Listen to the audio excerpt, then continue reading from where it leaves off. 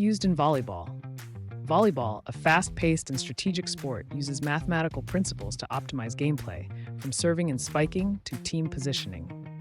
Let's explore the role of math in volleyball. Volleyball uses math in angles and trajectory. Calculating the trajectory of serves, spikes, and blocks involves geometry, ensuring the ball lands in the opponent's court. Force and momentum. Players analyze force and momentum to optimize the power and direction of their hits while maintaining control. Player positioning. Team formations and rotations rely on geometric patterns to cover the court effectively and maximize defensive and offensive strategies. Game statistics. Metrics like serve accuracy, block success rate, and attack efficiency use arithmetic and data analysis to evaluate team and player performance.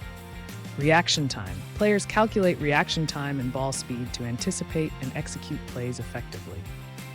Mathematical principles applied. Geometry for angles and court positioning. Physics for force and trajectory. Data analysis for performance metrics. Math in volleyball enhances precision and strategy, making it a game of both skill and calculation.